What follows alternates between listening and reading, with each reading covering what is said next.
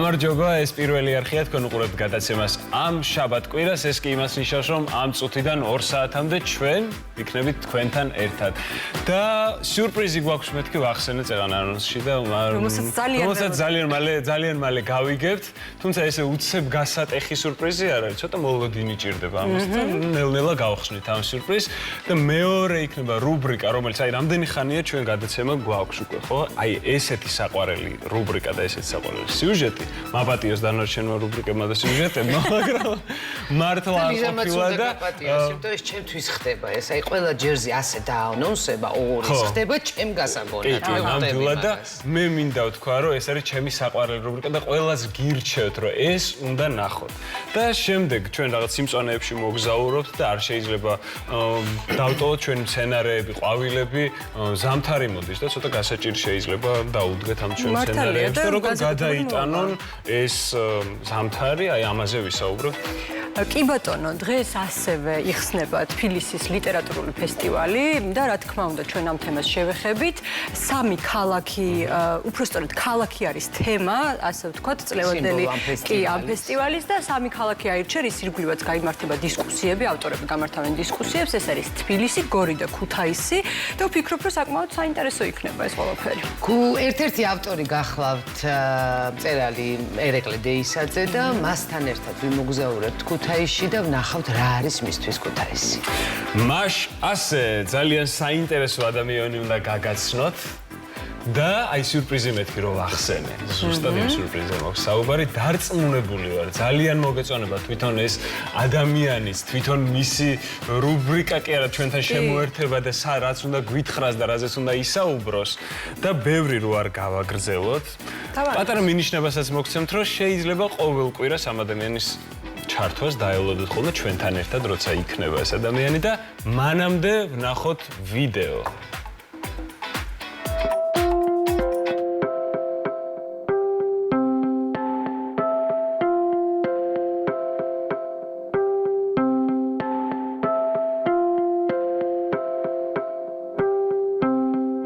ჩემი აზრით დღევანდელ სოციუმში ძალიან ძნელია ეს რაღაცა ერთი განსაზღვრების ქვეშ რომ იფუნქციონირო და არ მინდა რომ რაღაც საზღვრები გავუკეთო ჩემ თავს რომ ვიყო ან ხელოვნებაცოდნე, ან ინფლუენსერი, ან რაღაც მაკიაჟის მიმართულებით, ან ხატვის მიმართულებით, თუნდაც თავს რაღაცა პირდაპირ იმ იდენტობაში აღვიქვამ, რომელიც ვარ.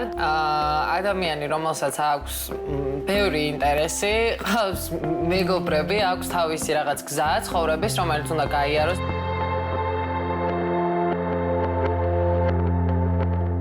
ზოგადად ბავშვობიდან ვიცოდი რომ მაინტერესებდა და მიტაცებდა ხელოვნება. ხელოვნება თავისი კონტექსტებით, თავისი იდეებით, რა საიდუმლოს ინახავს ყველა ნამუშევარი ან არტისტი თავისი ცხოვრებით. ვიცოდი რომ ამის ირგვლივ მინდოდა ყოფილიყავი. არ ვიცოდი ეს როგორი სტატუსით მინდოდა გამეკეთებინა, მაგრამ საბოლოო ჯამში მივხვდი რომ ხელოვნებაცოდნეობა არის ის პროფესია, რომელიც მცირე დოზით რაღაცა ყველაფერს მოიცავს.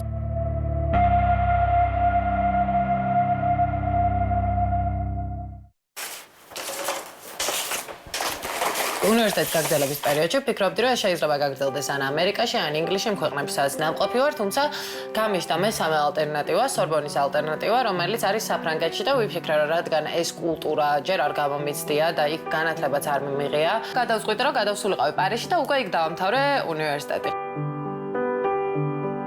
ზოგადად პირველ რიგში იმიტომ დავბრუნდი, რომ ძალიან მიყვარს საქართველო, ვარ პატრიოტი, ძალიან სერიოზული პატრიოტი და ეს სიყვარული ალბათ მგონია, რომ სადაც არ უნდა ვიყო დედამიწაზე, მაინც თან დამყვება. ამ სიყვარულსთან მოსდევდა ის იმედი, რომელსაც მე ვხედავდი საქართველოში და რომელსაც მე ვხედავ საქართველოს ახალგაზრდობაში, საქართველოს ქალებში და ჩემი აზრით ეს არის ის ადგილი, რომელსაც ყველაზე მეტად შეიძლება ჭირდებოდეს ჩემი დახმარება ან თუნდაც ჩემი ცოდნის გაზიარება.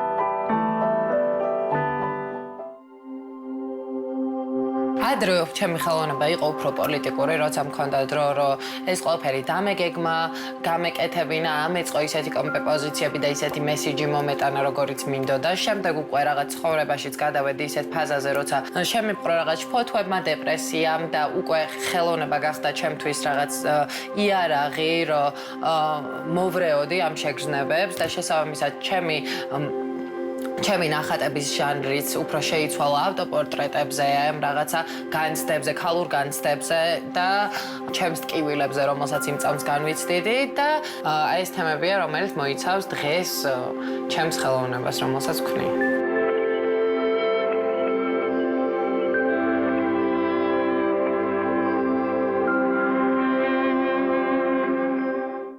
იქიდან გამომდინარე, რომ არ მაქვს ბევრი დრო დასახატად, ხშირად მივმართავ მეთოდებს, როგორიც არის sketchbook-ის გავსება და რაღაც დროს გარეთ გავდივარ მეგობრებთან ერთად რო გავატარო დრო, ხატავ სხვადასხვა sketchbook-ებს, მაგრამ ეს sketchbook-ი არის, რომელიც გავაკეთე იმ ნახატებთან, ინგლისში შექმნილ ნახატებთან, ესე ვთქვათ, კოორდინაციაში, სანამ გეგმავდი რა უნდა დამეხატა.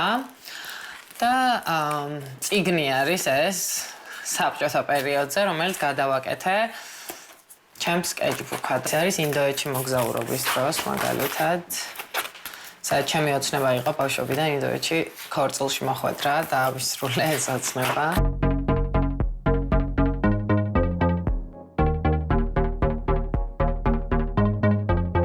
სოციალური მედია დღეს ძალიან კარგი საშუალებაა, რომ რაც შეიძლება მეტ ადამიანს მიაწვდინო ხმა და სწორედ მათ მიაწვდინო ხმა, ვისაც გსურს, მე ავირჩიე მაგალითად დახურული ჯგუფის სისტემა, რომელიც არის დახურული სივრცე ქალებისთვის და არ ვარ განზრახ სხვა პლატფორმებზე, რადგან ჩემთვის ეს არის ის სეგმენტი და ის ადამიანები, ვისაც მე მინდა რომ ჩემი ხმა გავაგონო, ქართველი ქალები და შესაბამისად ვეცადე რომ ეს სივრცე გამომეხადა მაქსიმალურად უსაფრთხო და კომფორტული ქალებისთვის და ამ მიმართულებით ძალიან შემოვიდა ჩვენს ქვეყანაში სწორედ ამ ჯგუფების შექმნის შემდეგ აი ეს რაღაცა ინფლუენსერების ტენდენცია, ვიზაჟისტების აბსოლუტურად ახალი ფორმა, რომლებმაც უკვე დაიწყეს საკუთარი სტუდიების, გაკვეთილების განვითარება.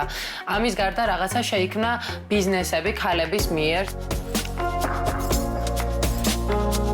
მიუხედავად იმისა, რომ მაქვს ქალებისთვის ცოდნის გაზიარების გამოცდილება, ეს არის ჩემი ერთგვარი დებიუტი ტელევიზიაში, როგორც თანაწამყვანი და სიმართლე გითხრათ ამაზე თავიდან ნერვიულობდი, თუმცა ესეც მივიღე როგორც ერთ-ერთი გამოწვევა და იმედი მაქვს მაყურებლისთვისაც ძალიან საინტერესო იქნება, რასაც მე შემოგთავაზებთ.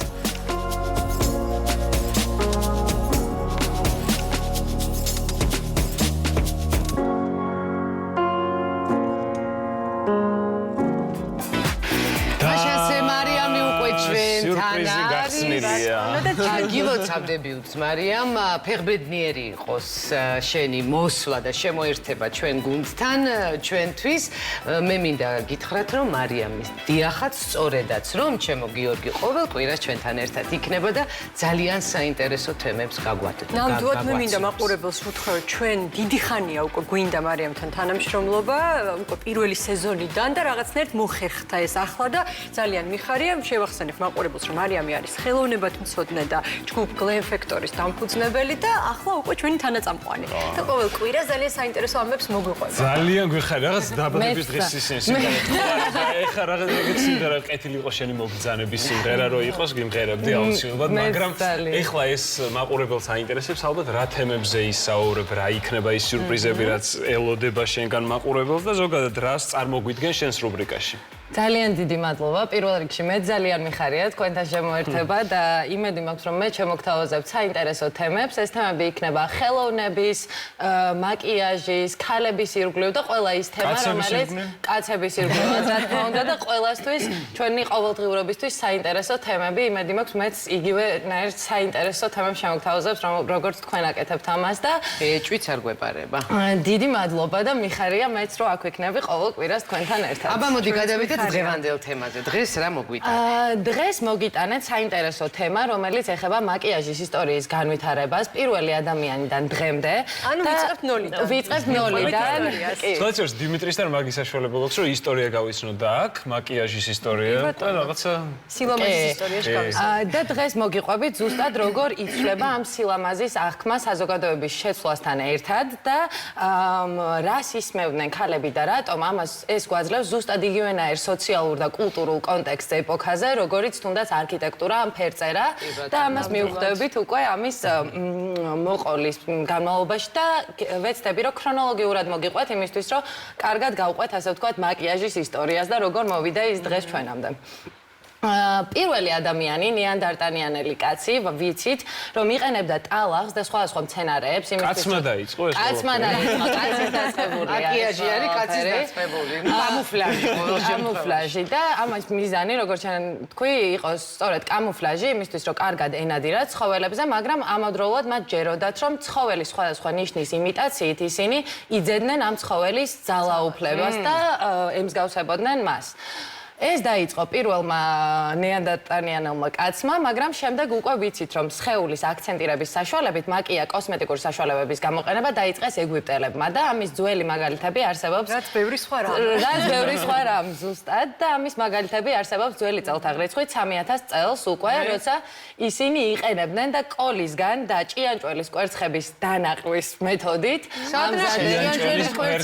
ჭიანჭველის კვერცხები სადღაც ნახეს და ნაყავდნენ ქვაზე და ამის მეთოდით ამზადებდნენ, ათავსებდნენ ამ კონტეინერში ათავსებდნენ ამ დანაყულ კვერცხებს და შემდეგ ისმევდნენ, უკვე ურევდნენ წყალთან ერთად და თვალზე ისმევდნენ. რეალურად დანაყვის შედეგად შავი რაღაცა. შავი მასალა გამოდიოდა. დღემდე ვიყენებთ კოლს, რასაც ისინი იყენებდნენ, თუმცა სხვადასხვა მეთოდები ჰქონდათ ამის გაზავების. კი, შავი ფანქარი. იმედი მაქვს ჭიანჭველის კვერცხები აღარ აქვს დღემდე აღარ არის, არა. და მათ ჯეროდათ ეგვიპტელებს ზოგადად ჯეროდათ, რომ სული თვალები არის სულის სარკე და ისინი გამოხატავს ხარ კეთილი თუ ბოროტი და შესაბამისად ყველა აკეთებდა აქცენტს თვალებზე და ეს მათთვის იყო ერთგვარი აუცილებლობა. საეჭოდ რო არის ხატები. კი, საეჭოდ რო არის ხატები, რო არ გინდა რო თქვა კეთილი.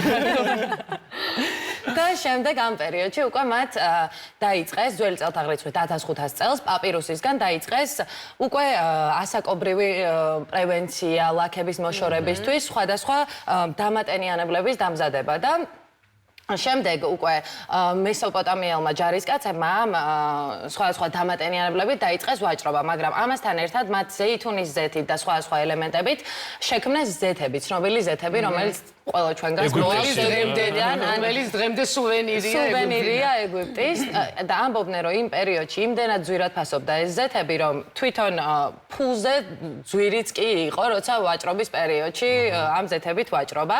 ეს არის პირველი ვაჭრობა კოსმეტიკაში. მაშინ ყველა იხატებოდა, ხო? მაშინ კაცი ყველა სოციალური ყველა იხატებოდა და ეგვიპტეში საერთოდ არ იყო კლასებს შორის განსხვავება, ყველა ადამიანისთვის იყო აუცილებლობა თუნდაც კანის მოვლა, მით უმეტეს მათ მშრალ პირობებში, შესაბამისად ფერმერებს ან მუშებს წინასწარ ურიგებდნენ ამ დამატენიანებლებს, ზეთებს და შემდეგ ხშირ შემთხვევაში იმდენად სქელ ტექსტურებსაც ამზადებდნენ, რომ 6 დღე იჩერებდნენ კანზე და რომ უფრო კარგი ეფექტი ქონოდა. ანუ 6 დღე ნიღაბივით ალბათ ეკრობოდა ეს სახეზე და იწოვდა როგორ მოვიდა ჩვენთან, რომ ნიღაბს ვიყენებთ, რამოდენიმე ხანი ვიჩერებთ და თითქოს ეს შემცირებული ის ტრადიცია, რომელიც ეგვიპტელებმა დაიწყეს, დღეს ჩვენთან უკვე მოვიდა ამ თანამედროვე დახვეწილ ფორმაში, კი ბატონო. ისე სმოუკი არის, ესე იგი მოდის ეგვიპტიდან. მოდის ეგვიპტიდან, რომელიც მე ძალიან მიყვარს, მუქი თვალები. ჩვენას აი სტრელკას ლაინერი და შავი თვალები და შემდეგ უკვე საბერძნეთში ვიცით, რომ ბერძნები უფრო ესთეტები იყვნენ, ესე არ უყვარდათ დიდად მკვეთრი ფერები, მკვეთრი სამოსი და ასე შემდეგ ისინი უფრო სხვა რაღაცებს აქცევდნენ ყურადღებას, მაგალითად კაცი როგორი ოჯახის მეურო იყო, ქალი როგორი დიასახლისი და ეს მათი ნატურალური ცხოვრების სტილი მათ ვიზუალშიც გამოიხატებოდა და მათ დაიწყეს უფრო ბუნებრივი ელემენტების გამოყენება, უყვარდათ მინიმალური სადაც იხატებოდნენ და თან უფრო ფიქრობდნენ კანის სტრუქტურაზე და მათ შექმნეს პირველი ერთგვარი cold cream, ცივი კრემი, რასაც დღესაც ძალიან აქტიურად იყენებენ ფარმაცევტიკაში რეგენერაციის პროცესისთვის, დამცავივით, აი ნებისმიერ, კი, მაგალითად გუდაურში ან ზღვაზე რომ მივდივართ, ვიცით, აი ჩვენც ხშირად გამოგვიყენებია, დარწმუნებული ვარ. და ბერძნებისგან განსხვავებით უკვე რომაელებმა დაიწყეს ნატურალური ინგრედიენტების გამოყენება, როგორც არის კვერცხი, თაფლი, კიტრი, ასე შემდეგ, გრძის აბაზანების შემდეგ, რომელიც შემდეგ კლეოპატრამ წამოიღო რომაელებისგან. და მაგრამ მათ დაიწყეს ერთი ძალიან საშიში ელემენტი, რომელიც არის კანის გაღიავება, რომელიც ეხება ცარცით ან თეთრი ტყვით, ანუ სახის კანის გაღიავებას და ტყვის პუდრას მე გამიგე რაღაც ფატალურად სრულდებოდა ესეთი ექსპერიმენტები? მე-16 საუკუნეში და მთელი ჩვენი ისტორიის განმავლობაში ძალიან ბევრი პრინცესა და მანდილოსანი ემსხვერპლა სწორედ ამ სახის გაღიავების ტრენდს და ეს რა თქმა უნდა ტყვია მომწამლავი იყო სახეზე და ხშირად 30 წლამდეც ვერ აღწევდნენ ქალები სწორედ იმ მიზეზით რომ სახე გამოჩანოდა ღია რომ ყოფილიყვნენ ლამაზები და უკვე შემდეგ ეს ტენდენციები ნელ-ნელა წამოვიდა დაიწყო ამ მსოფლიოში მოგზაურობა და უკვე ელიზაბეთ პირველის მმართველობის დროს, რომელიც დაიწყო 1558 წელს, მას მერე ინგლისში ძალიან ხელმისაწვდომი იყო ეს ყველა კოსმეტიკური საშუალებები და იდეები, რაც მოგზაურობდა იქამდე და უკვე ქალებმა დაიწყეს ელემენტების აღება. მათაც რა თქმა უნდა ეს ღია კანი დარჩა ფუფუნების და არისტოკრატიის სიმბოლოდ. მათ მიაჩნდათ რომ ეს აჩვენებდა რომ ადამიანს არ უწევდა გარეთ მუშაობა, შრომა, ჰქონდა იმის ფუფუნება რომ სახლში დიდი ხანი დაეთმო მომზადებისთვის და საუკუნეში კი არა ბებიაჩემი, როდესაც რუჯიანს დამინახავდა, გიждდებოდა რომ როგორ შეიძლებაო თეთრი უნდა იყო, ფერმკრთალიო, უნდა დაისვენო, სიბნელეში უნდა დაწვევ იქამდე სანამ წვევლებაზე წახვალო რომ ფერმკრთალი იყო. ასე რომ ეს შემორჩა ძალიან დიდი ხანი. ყველა ეს იდეები დღემდე სხვადასხვა რწმენით, ასე ვთქვათ, ჩვენთან არის შემორჩენილი.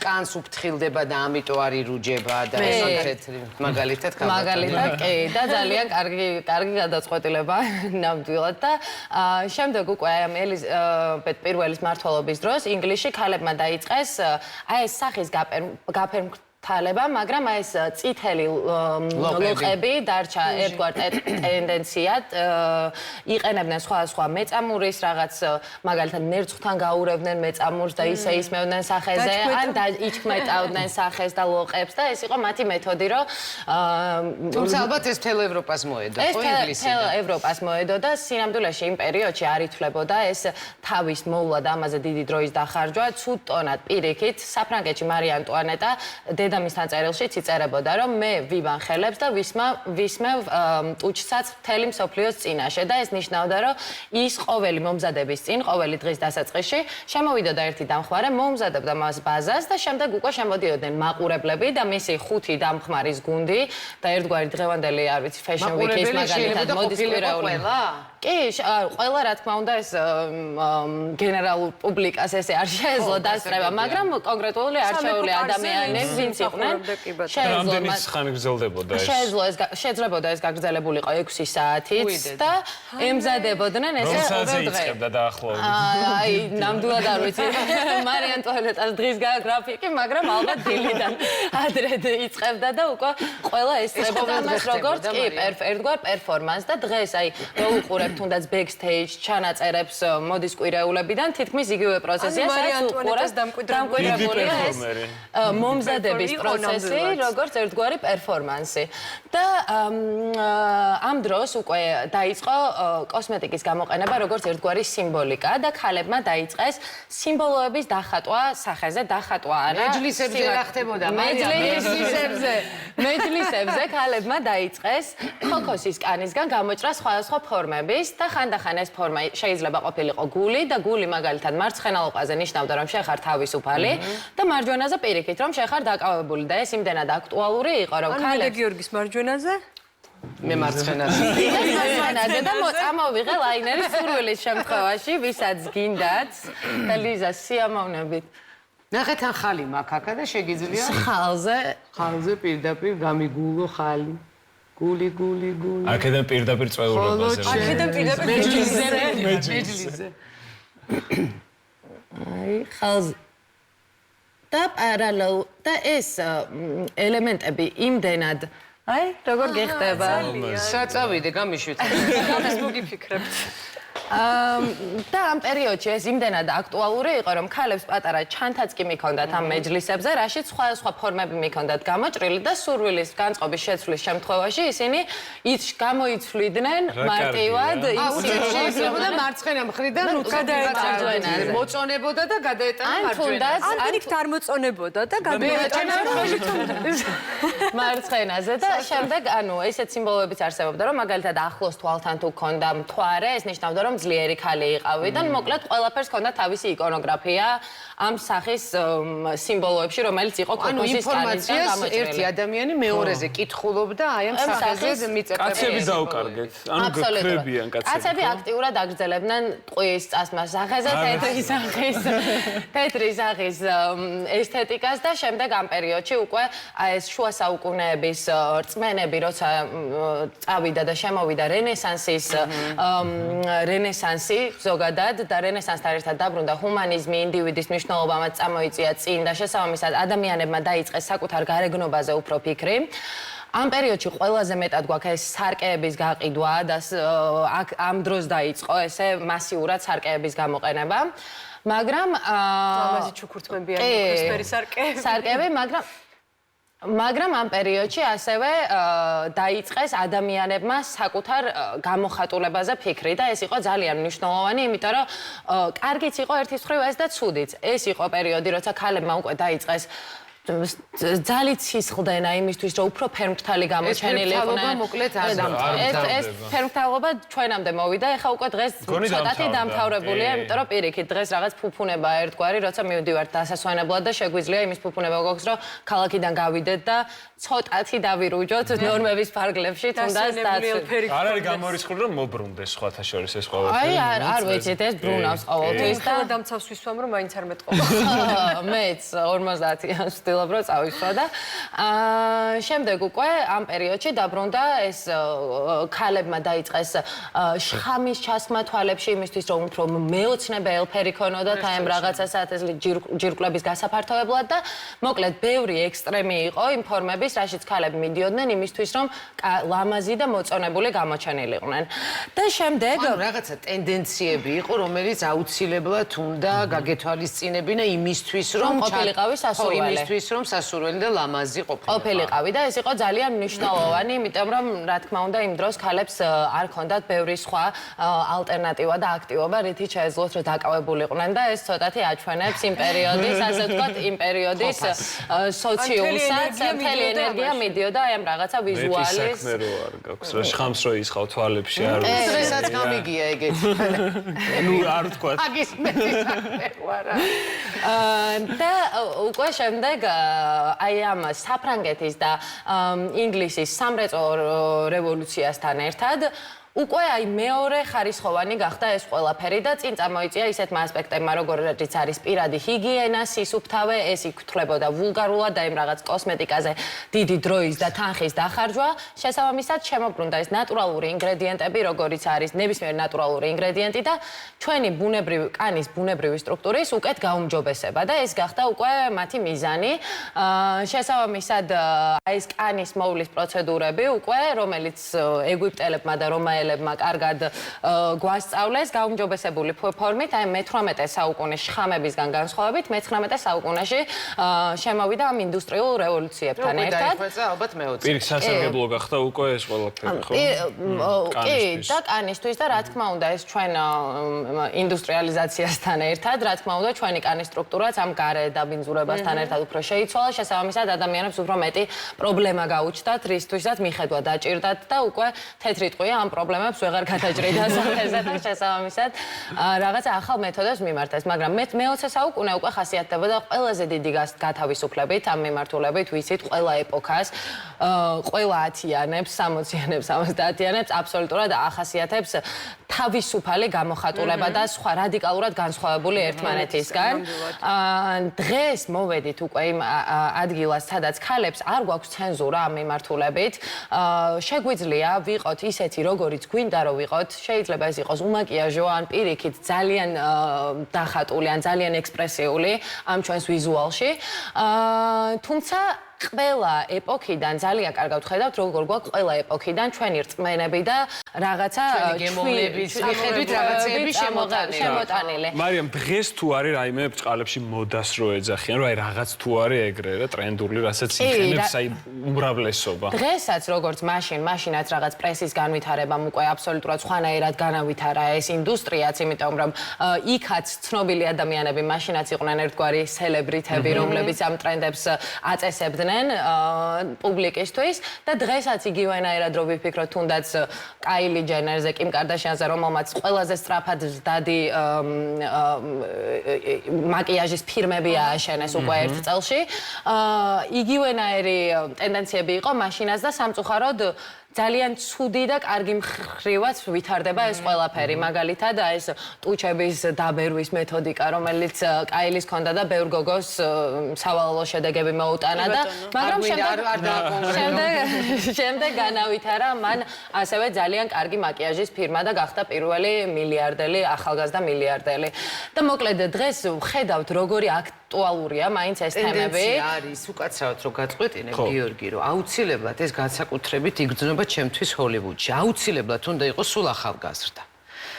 აი კინოში მაგალითად ამერიკაში ძალიან სერიოზული პრობლემა, იმიტომ რომ ულამაზესი შესანიშნავი მსახიობები, კარგი ქალბატონები, იმიტომ რომ აი ეს ტენდენცია ხო რაღაცნაირად ხელში, ამიტომ რაღაც საოცარ პლასტიკი. მაგრამ თითქოს ეხა წამოვიდა უფრო რაღაცა პროცესი. არა ეს ევროპულ კინოში ეს პრობლემა არ არის, ამერიკაში აშკარად არის. არა, კი, მაგრამ აი ამერიკაშიც არიან რაღაც მსახიობები, რომლებიც პირიქით ძალიან აწვევიან იმას, რომ იყვნენ ძალიან ბუნებრივი მაღალია აი ამ რაღაც პლასტიკური კი, მაგრამ ეს ამერიკის იდეიდან გამომდინარეც არის იქ რაღაცა ეს კონსიუმერიზმი დიდად და ეს იმიჯის გაყიდვის იდეა ძალიან ეხმარება ამას და თუნდაც აი ეს ნატურალური განწყობა ძალიან კარგად ანახებს ეს სოციალურ მდგომარეობას ქვეყნებისაც ჩემი აზრით და სწორედ როგორც ეს ისტორია მაკიაჟის გვიყვება რას ფიქრობდა სოციუმი იმ ეტაპზე იქ იგივენაირად დღესაც ვხედავთ რა ქვეყნებში რა ტენდენციებია მე მაგალითად არ ვიცი საფრანგეთში სადაც ჩავედი და სადაც სწავლობდი აბსოლუტურად როცა გამოდიოდი ამ ჩემი ინგლისში და ამერიკაში აღებული მაკიაჟით იმდენად არაბუნებრივი იყო მათთვის და პირიქით ამის გამო ძალიან დიდი განსჯა მოდიოდა ჩემკენ და პირიქით ამერიკაში როცა მაკიაჟს არ ვისმევდი ის იყო უცნაური სადაც არ უნდა წახვიდე ეს სილამაზის სტანდარტები იმდენად განსხვავდება რომ საბოლოო ჯამში მთავარია რომ ადამიანმა შენი ავთენტური ენა იპოვო ასე ვთქვათ თავის საკუთარი თავის კარგად გამოხატვისთვის რაშიც შენ იქნები კომფორტულად და ეს არის ნიშნულოვანი. ამის გარდა ჩვენ უნდა ვეცადოთ ყოველთვის რაციონალურად რომ განცალკევდეთ რასაც ესე იგი მედია და ყველა გვაჩვენებს და გვეუბნება რომ ესე უნდა იყოს და ჩვენ თვითონ ავირჩიოთ ჩვენთვის კომფორტული გზა და სოციალური ქსელების პირობებში ძალიან რთულია და ახალგაზრდებისთვის და კი და ეს მუდმივად არიან ბავშვები რომ იყვნენ უკეთესი მნიშვნელოვანია რომ ადამიანებს უთხრათ რომ იყვნენ საკუთარი თავის თავისუფალი ვერსია ეს იქნება ჩვენი კანის ბუნებრივი სტრუქტურის გაუმჯობესება თუ საერთოდ არაფრის გაკეთება თუ პირიქით ძალიან ექსპრესიულობა ეს უნდა იყოს ქალის თავისუფალი არჩევანი და ჩვენ არ უნდა ვექცეოდეთ ამ სილამაზის სტანდარტების ბუნებრივი მოთხოვნილება ყველაფერი კარგად გამოიყურება როგორი ექსპრესიულიც არ უნდა იყოს თქვა და ეს გამიკეთო მე და ვიქნები რაღაც საშინელება ვიღაცას ეს ძალიან უხდება იმიტომ რომ ეს მისი შინაგანი მდგომარეობაა და გამოხატვა მისი პიროვნების და ძალიანაც მოგწონს როცა უყურებ როდესაც ეს ბუნებრივია. როდესაც ტენდენციას არის აყოლილი ყოველთვის იგრძნობა. ყველაზე კარგი ლამაზი არის თავდაჯერებულობა ქალში და ეს მართლა დღემდე ეს რჩება უნივერსალურ სიმართლეს როდესაც შენი თავი მოგწონს, ყველას მოწონხარ. ხო, ეგ ლოგიკაა. კი და ამიტომ საბოლოო ჯამში ეს არის დღემდე ასე ვთქვათ როგორ მოვედით, მაგრამ კარგად შეგვიძლია მივხვდეთ სწორედ როგორ ავიღეთ აი ამ ყველა ელემენტიდან რაღაც და იგივენაირად მოვიტანეთ ეს ნატურალური ის იგივენაირად როგორც ეს ქიმიური ელემენტები ჩვენამდე და ჩვენი რაღაც თაობის და საუკუნის მისია უნდა იყოს რომ ეს გავფილტროთ ასე ვთქვათ კიდევ კარგ ეტაპზე და მგონია რომ ამას ვახერხებთ იმიტომ რომ ცნობიერებაც იცვლება უკვე ადამიანების ვაცნობიერებთ რომ პასუხი რაღაც წილად ამ ბუნებრივ ინგრედიენტებშიც არის, შეგვიძლია ბუნებრივში ვეძებოთ რაღაცები და ეს საუკუნე უფრო აი მე-20 საუკუნისგან განსხვავებით იმით განსხვავდება, რომ ცნობიერება აი ამ პროდუქტების მიმართ, რომელსაც ვიყენებთ და რომელსაც ყოველდღე ვეხებით, შეიცვალა და ადამიანებს უკვე გვაინტერესებს. ჩვენ თვითონაც გავხდით ერთგვარი მასწავლებლები და უკვე აღარ არიან ექსპერტები ამ სფეროში, მაინც და მაინც ჩვენ თვითონ ვისწავლეთ როგორ გამოვიყენოთ ეს პროდუქტი, რაც გვიყვარს, ჩვენ თვითონ ვკითხულობთ ხშირად ინგრედიენტებს, ვარკვევთ რა არის ეს პროდუქტი და ვიღებთ გადაწყვეტილებას როგორც მომხმარებელი და სწორედ ეს არის რაღაც ერთგვარი სწორი გზა, რომ ვიყოთ გათვითცნობიერებული მომხმარებელი და სწორი გადაწყვეტილებები მივიღოთ. და მარიამ, ძალიან საინტერესო. მარიამ, თუ შეგიძლია რომ დაგვიანონსო თქვათ შემდეგ კვირას შემოგთავაზებ. დიდი სიამოვნებით, შემდეგ კვირას შემოგთავაზებთ უკვე შემოდგომის ტენდენციებს, ძალიან საინტერესო სტუმართან ერთად და ამასობაში ასევე განახებთ ჩემი სილამაზის 5-ის ანონსს და განხილვას, რომელიც მე დავხატე და შევქმნი და ერთი სული მაქვს თქვენს გაჩვენოთ და გაგიზიაროთ. ძალიან საინტერესო ამბები გველოდება მარიამთან ერთად როგორც მივხვდით უკვე ფიქრობ რომ პრეზენტაცია შედგა ნამდვილად ამ რუბრიკის და ძალიან გვიხარია რომ ჩვენთან ერთად ხარ და დიდი მადლობა ამისთვის. ახლა ამ შაბათ-კვირაში რეკლამის დროა და ძალიან მალე დაგიბრუნდებით, არ გადართოთ. მადლობა.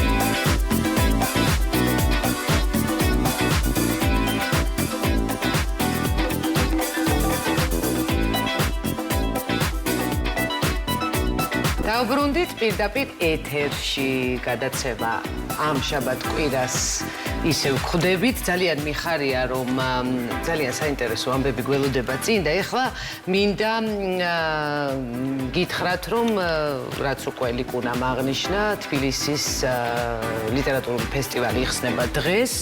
ეს არის ფესტივალი რომელიც მიეძღვნა 3 ქალაქს. ქალაქი როგორც სიმბოლო. ეს ქალაქებია თბილისი, გორი და ქუთაისი. ერთ-ერთი ავტორი არის ერეკლე დეისაძე, ადამიანი რომელიც თავის ქუთაისზე მოყვება დღეს ჩვენ სიუჟეტში და ასევე იმ ნაწარმოებში, რომელსაც მიუძღვნის სწორედ ქუთაის ამ ფესტივალის ფარგლებში. მე მინდა აღვნიშნო, რომ მე ნამყოფი ვარ ერეკლესთან ქუთაისში. მე კი ახლა ამბობდი, მე ნამყოფი ვარ არა, ქუთაისში. დაწყებული მისი ოჯახის წევრებისგან, მისი უსაყვარლესი დედა, მამა, ძმა, ბებია. ეს არის ოაზისი, ჯერ ეს სიმწვანე, ის ყვავილები, ის მცენარეები, ხეხილი, ის საოცრება, რაც ეზოში გვხვდება, უკვე საკმარისია იმისთვის, რომ გაიგო მისი დამოკიდებულება ამ თავისი სახლის მიმართ. მერე ეს დამოკიდებულება, ურთიერთობები ერთმანეთში, აი ქუთაისი ჩემთვის, აი დღევანდელი ქუთაისი სწორედ ეს ოჯახია, ჩემთვის სიმბოლო და ძალიან მიხარია, რომ ჩვენ გვაქვს საშუალება, რომ ხა ჩვენს ტელემაყურებელსაც გაუზიაროთ ერეკლე დეისაძის ქუთაისი.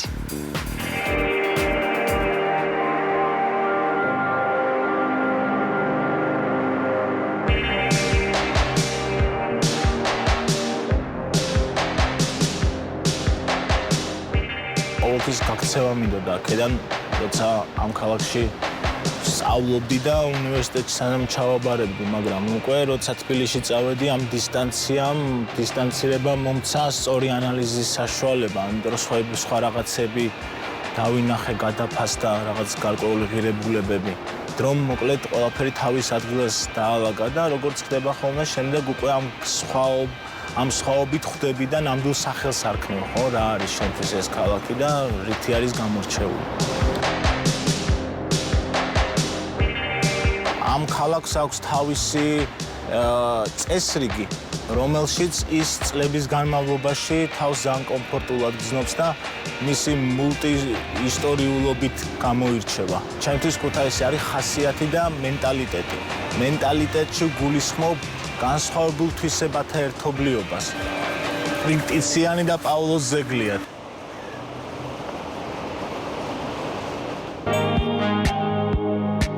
ყველაზე უფრო აქტიური შემოქმედებითად ვარ ქუთაისში, იმიტომ რომ ეს გარემო ამას განაპირობებს ალბათ განცდა, რომ რაღაც სახში ხარ და მთელი ქალაქი ჩემთვის ეგ არის ერთი დიდი ოჯახია. 3 წელია ვმუშაობ რომანზე, ანუ ეს არის ამბავი, რომელზეც ძალიან ბევრი წელი ვფიქრობდი, როგორ მომეყოლა. და გარკვეული პერიოდი ეს ამბავი ჩემში არსებობდა, იბადებოდა, ფორმებს იძენდა.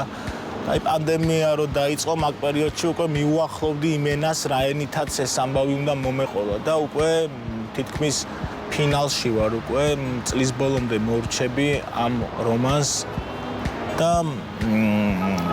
ამ ტექსტში იქნება მთელი ის ნალექი, რაც ამ პერიოდში ჩემში დაგროვდა. ეს ძალიან პოლიტიკური ტექსტია თავისი სოციალური შრეებით და მგონი რომ მკითხველში რაღაც გარკვეულ იმპულსებს აუცილებლად გამოიწვევს.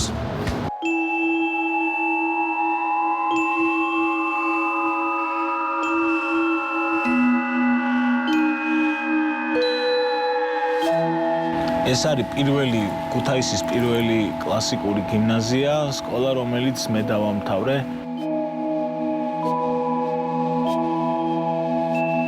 ეს სკოლა ძალიან მნიშვნელოვანია და ბევრ ჩემი ბავშვობის, ესე ვთქვათ, კარგ მოგონებას ატარებს, იმიტომ რომ მთელი, ესე ვთქვათ, ის პერიოდი, როდესაც რაღაცების ჩამოყალიბება იწყებოდა ჩემს აზროვნებაში და ცნობიერებაში, ამ ადგილს უკავშირდება. ჩემი პირველი სიყვარული პოეზიასთან მიმართებაში გალაქტიონის გარდა მაიაკოვსკით იწყება და ძალიან ბედნიერი ვიყავი, როდესაც ამ პოეტის სკოლაში ვსწავლობდი. სკოლაში ყოველთვის ერთი და იგივე სისტემა, რომელშიც რავითომში დაცვლილებები ხორციელდება, მაგრამ საბოლოო ჯამში მაინც ეს არის რაღაცა ჩამორჩენილი სისტემა, რომელიც ვერ პასუხობს თანამედროვე ადამიანის გამოწვევებს და პრობლემებს. ვერ აყალიბებს სრულფასოვან მოქალაქედ, ძირითადად მითებით ბერავს და ატყუებს. ცხოვრებაში, როცა ხდება პირადი გამოცდილება, ხვდები, რომ ის, რასაც სწავლობდი რაღაცებს, უკვე ეჭვის თვალით შეხედავ, რომ ეს მითი იყო და სიმართლეს არ შეესაბამებოდა. ახალი ალბომი მაქვს მზად, რომელიც ნოემბერში გამოვა. რაღაც ხრივ ახალი ერეკლე გავაკეთე, ჟანრობრივადაც განსხვავებულია, მაგრამ ის ხასიათი არის რაც ისედაც აქვს, ანუ სცენაზე და ანუ ეგ ალბომი არის ზუსტად მაგში პოლიტიკური კომენტარები, სოციალური პოლიტიკური კომენტარები მოვლენებზე, რაც ქვეყანაში ხდება ბოლო 10 წლეულების განმავლობაში. სამი ჟანრი ქართული, ხო, ელექტრონიკა, პანკ-როკი და ჰიპ-ჰოპი საკვანი არის ეს ქალაქი, რომელიცაც ასევე აქვს თავისი, ესე ვთქვათ, მენტალიტეტი. საინტერესო სწორედ ამით არის, რომ ამ ყველაფრის ნაზავი არის ეს ქალაქი და ერთ პერიოდში ხდებოდა ეს ყველაფერი. ანუ ერთმანეთს ხელს არ უშლიდა პირიქით, ერთმანეთით საზრდოობდა, რაღაცა იმპულს ქმნიდა პრობლემა, რომელზეც შემდეგ ტექსტი იწერებოდა და ვიღაც რეპერები ამაზე VHS-ით კლიპებს იღებდნენ. მაგრამ ეს წინააღმდეგობა იყო მხოლოდ კულტურული და ეს არ ყოფილა რეალური. ამ ქალაქის თვისება და ხასიათია, რომ ლაპარაკი და საუბარი შეიძლება ლაქლაქშიც გადასული, მაგრამ ნებისმიერ შემთხვევაში ლაპარაკი. თუ ადამიანებს მივცემთ ერთმანეთთან საუბრის საშუალებას, კორდონები აღარ გავყოფს არც პროსპექტზე და არც ქუჩაში და არც სათვი. ვინ გასცემს პასუხს, ვინ დასვამს კითხვას, რამდენ ხანს მოდიოდიო მე უთხარი დიდხანს. შიგნიდან ეს ლოცვა, მარტო დგავა როცა, ირმის ნახტომს ვაბარებ ჩემს ღმერთებთან მოკითხვას. დავბრუნდით პირდაპირ ეთერში, რაღაც ძალიან სასიამოვნო გასეირნება იყო მართლაც ქუთაისში. მე ძალიან მიყვარს ქუთაისი ზოგადად. როგორ შეიძლება არ გიყვარდეს, რაღაც სხვა კოლორიტის ქალაქია. კი, ნამდვილად და ახლა როგორც დაგკვირდით, უნდა ვისაუბროთ სცენარეებზე, შემოდგომას ძალიან კარგი არის რომ გადავრგათ სცენარეები, ასევე გარემცენარეები შემოვიყვანოთ სახლში და ისეთი მნიშვნელოვანი პერიოდი იმისთვის რომ გადავაგორებინოთ ეს პერიოდი, თორე შემდეგ უკვე შეიძლება ვეღარ გადაიტანონ. ამიტომ პროფესიონალის რჩევები ძალიან მნიშვნელოვანია. დღეს ჩვენთან სტუმრად არის ლევან შანშიაშვილი, მუსიკოსი და მოყვარული ფლორისტი. ლევან, გამარჯობა, ძალიან გვიხარია რომ ჩვენთან ხარ სტუმრად. მე ვიცი ლევანს როგორი საოცარი კოლექცია აქვს მცენარეების, მართლა. კი, საოცარი და აი ის მეტად სიყვარულით აკეთებს ამ ყველაფერს და ისე სიყვარული. თავარი, ჩემი აზრით, თავარი მცენარეების მოვლის დროს არის ის სიყვარული, რომელსაც შენ უზიარებ ამ სცენარეებს და შემდეგ ისინი მადლობას გიხდიან თავისი, ასე ვთქვათ, გაზრდით და თუმცა ლევანის შემთხვევაში ჩვენ ხვდებით, რომ ინფორმირებულიც უნდა იყო, უნდა ისწავლოდე, უნდა იცოდე, რას როგორ მოეპყრო სცენარებს, ხო ესეა. ლევან, მოდი დავიწყოთ პირველ რიგში შემოდგომა და აი რას გვირჩევდი, რა რჩევებს პირველ რიგში მადლობა მოწვევისთვის. ძალიან მართალი ხარ, რომ სიყვარული ჭირდებათ ყველაზე მეტად ალბათ სცენარეებს. მაგრამ ალბათ ჯობს ყველამ ზოგადად ყველას ყავს სახში მცენარეები გავიაზროთ ესეთი მარტივი რაღაც რომ არ არსებობს ინტერიერის მცენარე თითქმის ნუ 99.9% მოკლედ ყველა არის ექსტერიერი და ჩვენ თხოვთ მათ რომ ჩვენთან ერთად იცხოვრონ რაღაცნაირად ვცდილობთ რომ პირობები შეუქმნათ ჩვენი კლიმატი თქვა ზამთრის მათთვის არის მარტო ჩვენზეც არ არის ზოგადად ნებისმიერ ქვეყანაში მაინც არსებობს ექსტერიერის ინტერიერის სცენარები თუმცა ეს ინტერიერში ჩვენ თვითონ ადამიანებმა შემოვიტანეთ მცენარეები ანუ ინტერიერში ხომ არ გაჩენილან მაგრამ არსებობს ესეთი ტაილანდში ერთ-ერთი უკვე მასშტაბური საწარმო აქვს რომელთაც გამოიყვანეს რაღაც კონკრეტული სახეობები თქვა იქ რაღაც მონსტერას სახეობა რომელიც ძალიან ცნობილია ალბათ გესოდინებათ ყველას არის გამოყვანილი ჯიშები ამათ უკვე არ ეძახიან ექსტერიერის სცენარებს ეძახიან ეგრევე ინტერიერის სცენარებს ასე ვთქვათ მაგრამ მათ გარდა უმრავლესობა ეხა აქაც რასაც ვხედავთ თქვენ სცენარებს ამ სცენარებზე ვიტყვით რომ ჩვენია ეს და პრობლემური სცენარეებია ეს სცენარებიც აი ესე გარედან მოხდნენ ჩვენთან ეხა სხვა ქვეყნებიდან ამრავლებენ, სათბურებია იცით ალბათ ზოგადად და მე უკვე ინტერიერზე ერგებიან სხვა პატარა ქოთნებში და წარმოიდგინეთ დიდი სივრცე და ნუსებ ჩვენ ვეუბნებით რომ ჩვენ როგორი სივრცეს გვაქვს, როგორი ტემპერატურაც გვაქვს, ხასიათი გვაქვს თუ განათება თუ ტენიანობა, ჟანგბადი და ასე შემდეგ. ვეუბნებით რომ უნდა მოერგონ და ისხორონ ჩვენთან ერთად.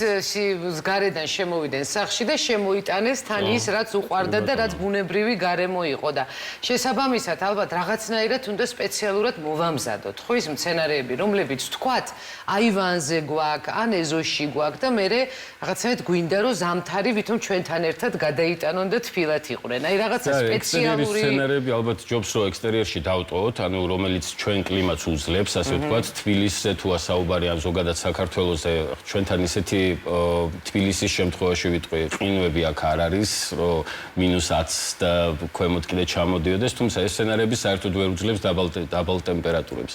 შესაბამისად, ანუ ოთახის ტემპერატურა არის ბუნებრივია საჭირო, მაგრამ შემოდგომაზე ყველა ელოდება ხოლმე რაღაც კონკრეტულ ამინდს, რომ აი რაღაც ოდნავ აცივდება და ამ დროს შემოაქვთ როგორც წესი მცენარეები. მეც მათ შორის და ალბათ ყველას ვისაც ბევრი მცენარეები ყავს, ნაწილობრივ ზაფხულში, გაზაფხულზე მცენარეები გადიან აივნებზე, ვერანდებზე გარეთ და მე უკვე შემოდიან ისევ შემოდგომაზე და ზუსტად ეხლა არის ის დრო, რა დროსაც ალბათ ჯობს რომ ყველამ შემოიყვანოს ნელ-ნელა მცენარეები. როგორ უნდა შემოვიყვანოთ? ჩვეულებრივად ავიღოთ და შემოვიტანოთ. მომზადება უნდათ მათ. საქმე რაში ეს როგორც წესი სიცივე როცა არის, მაშინ შემოაქვთ, რაც არის შეცდომა. იმიტომ რომ უკვე მცენარე შესცივდა, უკვე ნიადაგში ბევრად უფრო მეტად იგრძნობა, ან ფესვებისთვის ბევრად უფრო მეტად საგრძნობი არის ის ტემპერატურა, რომელიც გარეთ არის, თუნდაც საღამოს. და რაც უფრო თბილი ამინდები არის ახლა შემოდგომაზე, მით უკეთესია რომ ცოტა აკლიმატიზაცია, ცოტა ტემპერატურის, ანუ ესეთი მკვეთრი განსხვავება არ იყოს, იმიტომ რომ ინტერიერში სავარაუდოდ 18 გრადუსზე ნაკლები არ გვექნება ახლა ალბათ საშუალოდ ვიძახი სხვადასხვა ტემპერატურა უყენია ალბათ ყველას და აქვს, მაგრამ ლევან, იმ შემთხვევაში თუ მცენარე რაღაც დიდი მოცულობის არის და ვერ შემოგვაქვს სახში, თუ არსებობს რაიმე გზა რომ ან შევფუთოთ, რაღაც სათბურის პირობა მოუწყოთ და გარეთ შევძლოთ გადარჩენა და გამოზამთრება ამ სცენარის. იცი რა არის, ჩემი აზრით მე მინახავს რაღაცა მსგავსი ტიპის შესაფუთურებული მეც მინახავს.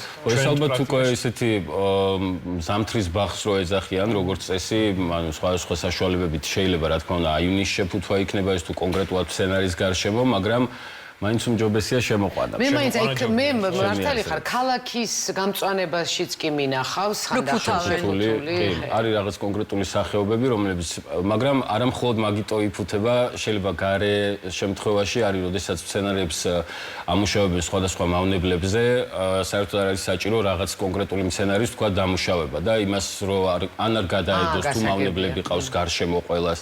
ბევრი სხვადასხვა მიზეზით შეიძლება მცენარის ასე ვთქვათ სეპარირება სხვა მცენარეებისგან, როგორც სიცივის გამო, ასევე მავნებლების გამო, ტემპერატურის გამო და ასე კონკრეტულად უნდა მიდგომა. თან ინტერიერში მაგრამ შევედა რეკომენდაცია რომ მაინც შევეცადოთ რომ შემოვიყვანოთ სახში. ეხლა არის იდეალური დრო ზუსტად იმისთვის რომ ძალიან მალე ალბათ თვის ბოლოს უფრო მეტად აცივდება, უკვე ცოტა დასტრესილი მცენარეების შემოყვანა და მათი ასე ვთქვათ რეაბილიტაცია ცოტა უფრო რთულია ხოლმე, ვიდრე სანამ სითბოა თითქმის ვერ მიხვდებიან მცენარეები რომ შემოგვაქვს თუ გაგვაქვს და არის კიდე ერთი ნიუანსი, მაგალითად ფიკუსები, რომლებიც დიდად ვერ ეგუებიან გადაადგილებას, ძალიან არ უყვართ, მოკლედ, არ ვიცი, ხა აქედან რომ გადადგათ სტუდიის მეორე ბოლოში და რაღაც პერიოდი დატოვოთ, სულ სხვანაირად იძნობს ის თავს და ხო, შესაბამისად წარმოიდგინეთ გარედან რომ შემოყვავს შიგნით, ასევე ისტრესება ის სცენარე, იმიტომ რომ არც არავინ ეკითხება რაღაც დროს რომ გაიტანეს გარეთ და არც არავინ ეკითხება რომ შემოგვაქვს შიგნით. ზნობიარე სცენარია. რაღაც ესე მიუძგებით, რა თქმა უნდა, თუმცა ნუ ხშირად აი რომ ადამიანები იყენებენ მხოლოდ გაფორმების თვალსაზრისით ინტერიერის, რაც აბსოლუტურად არასწორია, ბუნებრივია, იმიტომ რომ აქ გვაქვს საუბარი ცოცხალ ორგანიზმებთან, რომლებიც ჩვენთან ერთად ჩვენს დაწყებული ხასიათიდან თუ ზოგადად როგორი ცხოვრების სტილი თუ ტემპი გვაქვს, ამაზე ეწყობიან და რაღაცნაირად ეგუებიან ჩვენ გარემოს, იმიტომ რომ ჩვენ თუ არ მოუწყეთ, ჩვენ თუ არ დავდგით იქ, სადაც საჭიროა, ჩვენ თუ არ გავანიავეთ, არ ვიცი, დავატენიანეთ ოთახის ასუქი მივესით და აი რაღაცა ინტერიერს უნდა სპეციალურად მომზადება, აი რაღაც სპეციალური ადგილები არის, რომელიც ჯობია რომ შემოტანილი მცენარე განთავსდეს, თუ აი როგორ არის? ზოგადად ინტერიერის მომზადებაში ესეთი კონკრეტული მითითებები ალბათ რთული იქნება, რომ მე თუ ნებისმიერმა ადამიანმა სხვა მოგცეთ და მისცეს ნებისმიერ თქვა სხვა ადამიანს, მომზადებაში ერთადერთი რაც აუცილებელია რომ ყველამ გაითვალისწინოს, ჩემი აზრით, ეს არის მას შემდეგ რაც გათბობას რთავს მოსახლეობა, ასე ვთქვათ, რომ ზოგადად აცივდა და გათბობა გვაქვს ჩართული, ჰაერი შრება და შესაბამისად სცენარებისთვის ეს არის ფაქტურად, არ ვიცი, მომაკვდინებელი ხშირ შემთხვევაში. არ შეიძლება გათბობასთან ახლოს დადგმა, თუ გათბობა უკვე ჩართულია და გამომშრალი ჰაერი გვაქვს, ან დამატენიანებელი უნდა გამოვიყენოთ, ან უნდა გავანიავოთ ხშირად სახლი, ოთახი და რა თქმა უნდა დანამოაც, მაგრამ ყველა მცენარეს თქვა არ ჭირდება დანამოა. არ მინდა რომ ძალიან ისეთი ზოგად ინფორმაციას კი ვცდილობ რომ გადმოგცეთ, მაგრამ ყველა მცენარე ინდივიდუალურია. აქედან ყველას უყვარს დანამოა და რაც თავარია ფოთლების გაწმენდა უყვარს კიდე ყველას. ყველა მცენარეს აქვს პატარა, ძალიან პატარა ჩვენთვის თვალით უხილავი სპორები, რომლიდან სუნთქავენ, ანუ ეს ყოველდღიურად უნდა მოხდეს, ლევან? ისე თუ მტვერს ამჩნევთ, რა თქმა უნდა, უკეთესია თუ ხანდახან არის დღეში ორჯერაც კი წმენდნენ ფოთლებს, ორჯერ ასხურებენ მინიმუმ დილას საღამოს, თქვა ვისროდეს არა მორწვა, არამედ თვითონ ფოთლების დანამოა. და აუცილებლად დადგმული წყალი უნდა იყოს, ხო? კი, დადგმული წყალი უნდა იყოს, რომელიც არ არის კარგი თუ კვირაობით არის ნადგამი და არ არის კარგი თუ ეხა 1 საათის ნადგამია ზოგადად. საშუალოდ 1 დღის ნადგამი წყალი უკეთესია, იმიტომ რომ უკვე ოთახის ტემპერატურაზე უნდა იყოს ეს წყალი და ქლორი და რაღაცები. ქლორის, კი. თან იმასაც გააჩნია, რამდენად ზოგს ფილტრი უყენია. ფილტრი ვისაც უყენია, ბევრად უკეთესი შედეგი აქვს, ვისაც ფილტრი არ უყენია, მე ფოთლებზე ემჩნევა ხოლმე როგორც წესი პატარა წინწკლები, რომელიც დროთა განმავლობაში ისე ჯდება ფოთლებში ამ სპორებში, რომ ხანდახან მოცილებაც კი რთულია ხოლმე მათი. და ასე ვთქვათ, სცენარების მოვლა ესეთ ყოველდღიურ როგორც ალბათ არ ვიცი, ყავას ვსვათ დილას, ან ნებისმიერ რაღაცასაც ყოველდღიურ რუტინას ჰიგიენა თუნდა ზუსტად ჩემთვის პირადად ყოველი დილა იწყება ეგრე. სცენარებით მოუარე რაღაცა ისკედი ყველას ინდივიდუალურად ნუ მოკლედ მე შანსი არ მაქვს. შემილოცეთ. აი მართლა ძალიან დიდი შრომა არის. დარწმუნებული ვარ, რომ თქვენ სცენარებსაც შევძლებთ რომ რაღაცა ზოგადად ანუ უშუალოდ თუ დავეხმაროთ თუ გააჩნიათ რამ სცენარები არიან, კონკრეტული რაღაცა რჩევები მოგცეთ, რომელიც იმედი მაქვს რომ მოგეხმაროთ. იცით რა რჩევა მინდა ერთი ლიკა ძალიან დიდი ბოდიში. არის თუ არა რაღაცა სახეობა მცენარების, რომელიც თქვენ პირიქით შეგიძლიათ გვირჩიოთ იმ ტიპის ადამიანებს, რომელსაც საზოგადოდ ეს საქმე არ გვეხერხება. არის თუ არა აი რაღაცა ჯიშები ისეთი, რომელიც შედარებით მარტივად მოსავლელია და შეგვიძლია აი ჩვენაირმა არაპროფესიონალმა და აი ვთქვათ რაღაცა მე გირჩიე შენ ერთი ეგრე. ერთი შენ ნუ მაჩუქო, კი არ მირჩიე დამპირდი რომ მაჩუქო. არის თუ არა ჩემი აზრით ნებისმიერ ინტერიერში, ნებისმიერ ადამიანს პირველ რიგში თვითონ უნდა მოსწონდეს სცენარი, რომელიც ყავს. თქვენ მე რაც არ უნდა გირჩიოთ, რაც არ უნდა ფანტასტიკური შესახედაობის იყოს ეს სცენარი, ან მაგრამ ადვილი მოსავლელები შესახედაობა მარტივი მოსავლელი ჭირდება. თუნდაც მარტივი მოსავლელი, ყველაზე მარტივი, რომელსაც არ ვიცი, ალბათ კაქტუსივით შეიძლება ითქვას, თვეში ერთხელ რო ჭირდება მოწყვა, თუნდაც შეიძლება ესეთ რაც გირჩიოთ, მაგრამ აღმოჩნდეს, რომ ეს სცენარი თქვენ დიდად არ მოგწონთ და თუ სცენარი არ მოგწონთ, რამდენიც არ უნდა მოუაროთ ისეთი პირობა შეუქმნათ, როგორც ეს შეიძლება რომ თუ არ შემიყვარდა, ანუ ვერ გაიხარებს. აზრი არ აქვს ჩემი აზრით. თუმცა რა თქმა უნდა არის სცენარები, რომელსაც ესე თვეში ერთხელ მორწყვით, ძალიან მარტივად შეიძლება არც გახსოვდეთ, რომ არიან სახლში ინტერიერში ზოგადად. ანუ მხოლოდ კაქტუსები შემიძლია. არა, ზამიოკულკასიც ესე 20 დღეში ერთხელ უნდა სუკულენტებს ვეძახით, მათ შორის ზამიოკულკასი, სანსივიერები, რომელიც ასევე თუნდაც კაქტუსები, რომელიც არ გამოიყურებიან როგორც კაქტუსები. ფოთლოვანები არიან, ნაწილობრივ ანუ ესეთი ასე ვთქვათ სემი როგორც გიტარებში სემი ჰოლო თუნდაც ზუსტად მსგავსი ნაწილობრივ კაქტუსები არიან, ნაწილობრივ ფოთლოვანი მცენარეები არიან, მათი მოვლა მართლაც რომ ბევრად უფრო ადვილია, იმიტომ რომ ყოველდღიურ რეჟიმში არ სჭირდება. კი, სითბო უფრო პირიქით, უფრო მეტად შეიძლება სჭირდებოდეთ, მაგრამ არ არიან პრეტენზიულები განათებისადმი, დატენიანება არ ჭირდებათ ისეთი სიხშირით, როგორც ვთქვათ მონსტერას თუ არეკას პალმას. აი, ეს ძალიან პრეტენზიული. ხო, შეიძლება ითქვას, იმიტომ რომ ჩვენი კლიმატი ერთ-ერთი ყველაზე პოპულარული მცენარეა ამავდროულად, მაგრამ სიმართლე გითხრათ, კლიმატი არ არის ისეთი, რომ თუ რას იდეალურად არული ამ მცენარეს ძალიან რთულია. კი, სოკო ემართებათ ხოლმე და ბევრი პრობლემები თუ ძალიან სწორედ არ ხდება მისი მორწყვა და ასე შემდეგ. ძირითადად გამოშრობისგან ფოთლები უფუჭდებათ, ისეთი ვიზუალი აღარ აქვს, როგორც სათბურებიდან ჩამოტანილ ახალ მცენარეებს, როგორც წესი და მე ყველას გული გვწყდება, რომ რაღაც ჩვენ ვერ მოუარეთ. სინამდვილეში შეიძლება ჩვენ კარგადაც მოუარეთ, მაგრამ ფიზიკურად არ გვაძლევს ტემპერატურა. ლევან, მოდი გადარგვაზეც რომ ვისაუბროთ, იმიტომ რომ შემოდგომა არის კარგი დრო იმისთვის, რომ ჩვენ გადავრგათ და თქვათ ეს ნიადაგი განვუახლოთ ჩვენს მცენარეებს. აი, რას გვირჩევდი? ის არის პრაქტიკაში ლიკა ესეთი რაღაცა აღმოვაჩინე, რომ მცენარეებისთვის აბსოლუტურად სულერთია როდის გადარგავ. მართლა, აბსოლუტურად თუ ინტერიერში ყავს მცენარე და სისტემატურად აქვს ერთი და პირობითად ერთი და იგივე ტემპერატურა, არ ვიცი, ოთახი ნიავდება, ჟანგბადი, სწორად არის ზოგადად ჩარგული, იქნება ეს სადრენაჟო სისტემით თუ ასე შემდეგ, ფესვები თუ სუნთქავს და პერიოდულად ანუ სისტემატიურად უბრალოდ იღებს ჟანგბადს, აბსოლუტურად სულერთია როდის გადარგავ. თუმცა აქვს ზრდის პერიოდი, როგორც არის გაზაფხული და შემოდგომა. ყველამ ვიცით, რომ გაზაფხულზე და შემოდგომაზე უფრო აქტიურად იზრდებიან მცენარეები. შესაბამისად, მაგ დროს გადარგული მცენარეები უფრო ნაკლებად ისტრესებიან, იმიტომ რომ არ ჭირდებათ ნიადაგის ბოლომდე გაცლა, ასე ვთქვათ, ძველი ნიადაგს ცოტას უტოვებენ ხოლმე, მაგრამ ხანდახან არის დაზიანებული ფესვების გამო ბოლომდე ჭირდება მოცლა, ვთქვათ და ასე შემდეგ. მაგ შემთხვევაში ალბათ ისევ ჯობს, რომ გაზაფხულზე და შემოდგომაზე რომ თვითონ მცენარე არის გააქტიურებულ ზრდის პროცესში. თორე ზამთარში იძახიან, რომ იძინებენ მცენარეები, არაფერს არ იძინებენ. ხეები ხო იძინებენ? კი. ხო.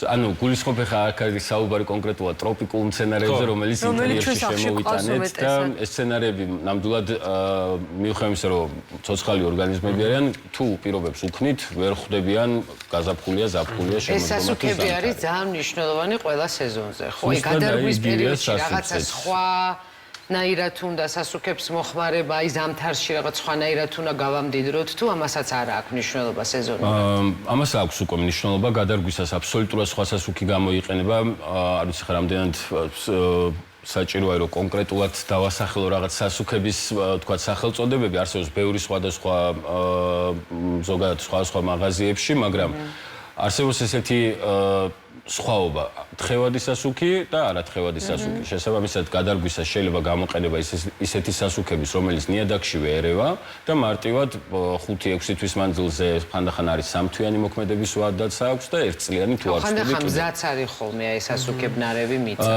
ის და იქ სხვა არის. ეს არის უკვე ზოგადად ანუ ინტერიერის მცენარეებისთვის გამზადებული ნიადაგები, რაც იყიდება, მათში არის სხვადასხვა 6-7 კომპონენტი, ძირითადი, რომელიც ყველა მცენარეს სჭირდება, მაგრამ კონკრეტულად სასუქი, რომელიც 6 თვის მანძილზე პირობითად თქვათ მოქმედებს, ეს შეიძლება რომ ნიადაგშიც გაერიოს, თუ არა და უკვე გადარგულ მცენარეზე, რომელსაც ნიადაგში არ გაურევთ სასუქს, შეიძლება რომ თხევადი სასუქი მისცეთ უკვე დაახლოებით შემოდგომაზე თვეში ერთხელ, სამკვირაში ერთხელ და ზამთრის პერიოდში მინიმალურად, თუ რა თქმა უნდა, საერთოდ სჭირდება ამა თუ იმ მცენარეს, რომ არის რაღაცა ცოტა შედარებით იშვიათი სახეობები, რომელიც არც ისე ბევრია, ძალიან ბევრი რამეა, კი. სასუქი ზამთარში ნამდვილად, იმიტომ რომ შენელებული აქვს ისე ზრდა ცოტა კი არ იძინებს, მაგრამ პასიურია მცენარე, ტემპერატურასაც თუ იდეალურს არ უქმნით, ანუ ეს შეიძლება დაბალანსება ვერ მოხდეს ნორმალურად, ასე ვთქვათ, გარემო არ აქვს კარგი, სასუქი აქვს კარგი, მცენარის კი ფესვიდან იზრდება, მაგრამ შრალი ჰაერის გამო, ან ბევრი სხვა მიზეზის გამო შეიძლება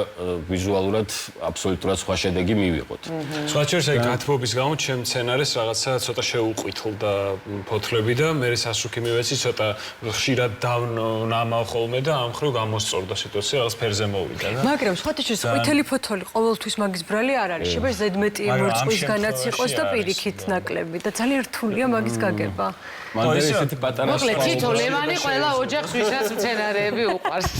მანდ არის პატარა სხვაობა, ესეთი შეიძლება ფოთოლი თუ თლად გაყვითლებული არის, იყოს უფრო წყლის ზედმეტი წყლის ბრალი, როგორც წესი, თუ ყავისფერდება ოდნავ ფოთოლი, ეს უკვე სიმშრალის ბრალი არის და თუ აი შავი ლაქები არის ხოლმე ხან ხშირად მეკითხებენ ეს და შავდება ფოთოლი, არის მოკლედ უცნაურად არსაიდან ესე სუსუკენ წეროში, ეს უკვე როგორც წესი არის ან სხვა დაავადებების, ან ფესვებიდან უკვე ფესვების გარეცხვა ხდება და კურნალობა ხდება, რომელიც საკმაოდ ისეთი ხანგრძლივი პროცესი არის, რამდენიმე ეტაპად დაყოფილი, თუ გვინდა რომ წარმოიდგინეთ, მოდით ესეთ მაგალითი გავაკეთოთ, თან ძაღლი ყავშეს და იცი უფრო ახლოს, ანუ შინაური ცხოველები რო ყავს, ხო ვუვლით მათ ზუსტად ისევე, როგორც ალბათ ბავშვს. მე მაგალითად ვიზახი რომ 3 მყავს ხოლმე ზუსტად მაგიტო და წარმოიდგინეთ რომ დროთა განმავლობაში ჩემთვის ეს გახდა მცენარეებზე ზუსტად ანალოგიურად რომ ყავს ძალიან ბევრი ესე მრავალშვილიანი მამა აღმოჩნდება. მრავალშვილიანი ცოტა სულუკად ნათქვამი არის ამ შემთხვევაში შეიძლება ითქვას. ლევან ძალიან დიდი მადლობა გისურვებთ წარმატებას, კარგად ყოფნას თქვენს და მცენარეებსაც და მთელ ოჯახს. და წარმატება მუსიკაში, ჩემთვის მნიშვნელოვანია. შემდეგ მაგ თემითაც საინტერესო იყო თქვენთან შეხვედრა. ძალიან დიდი მადლობა. ემშვიდობებით და აუცილებლად შევხვდებით ჩვენ დარწმუნებული ვარ და ყოველთვის გაგვიხარდება თქვენი მოსვლა ჩვენს სტუდიაში. ახლა კი მაყურებელს მინდა უთხრა რომ მე გითხარით რომ ეს იქნება სიუჟეტი, რუბრიკა რომელიც ჩემთვის არის ყველაზე გამორჩეული. და იყო და დღემდე იქნება და მგონია რომ რაღაცა უკეთესი და უკეთესი იქმნება ზოგადად ჩვენ გადაცემაში ყოველთვის, მაგრამ მგონია რომ ეს ერთ-ერთი გამორჩეული ყოველთვის დარჩება და ეს არის ცოლ-ქმარზე, რომლებმაც გადაწყვიტეს ცხოვრება თბილისთან ახლოს, სხვა შორის არც შეშორს არ წასულან და ამ ადამიანებთან აი როგორ შეძლეს ბუნებასთან შეთავსება, როგორ შეძლეს მათთან თანაცხოვრება, როგორ ითვალისწინებენ ყველა იმ მოცემულობას, რაც ბუნებასთან ახლავს და აი თავიდან ბოლომდე ეს არის სიკეთის სიყვარულზე და ზეგი აი ჯანსაღ და ბედნიერ ცხოვრებაზე სიუჟეტი და მე მინდა რომ ყველას გაგიზიაროთ ეს ბედნიერი წყვილი, აი ამ ბედნიერი წვილის ამბავი და ისტორია და ნახეთ ვიდეო.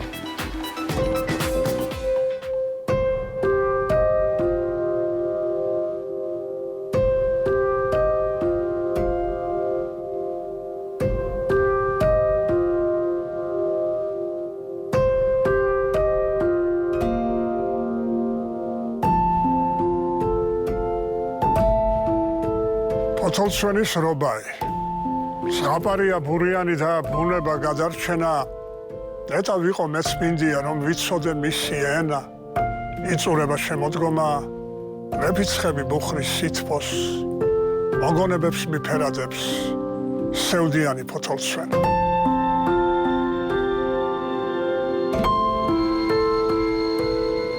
ბურიანი აღმოვაჩინეთ 13 წლის წინ და შუაგულტყეში, ასე ვთქვათ, ჩვენი ცხოვრების ისტორია ასე იწყება. ჩვენი ოცნება ავიხდინეთ და პოეტის ქოხი ავაშენეთ.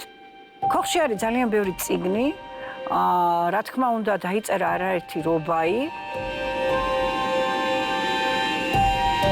არაერთ ახლა იმათთან მე ჩვეულებრივი მოკვდავი ვარ, არაერთ დიდ ავტორს ცხოვრია ქოხში და ქოხი საერთოდ არის საოცარი სამყარო, ამაზე უკეთესი ადგილი ფიქრისთვის და ვთქვათ წერლისთვის არ არსებობს.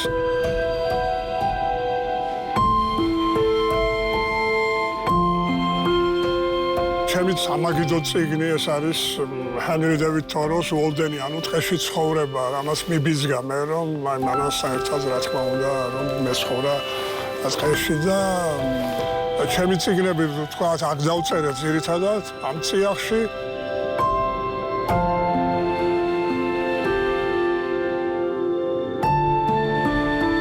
ამისი საზრდოობ ჩვენ როგორც ყველა ნორმალური ადამიანი უნდა საზრდოობდეს და ერთი გატაცებაც გვაქვს რომ ხშირად ვუღებთ ხოლმე ფრთოსნებს და საოცარია და საკვამულში შემძრავა აგერ ჩვენი პატივცემული ბუ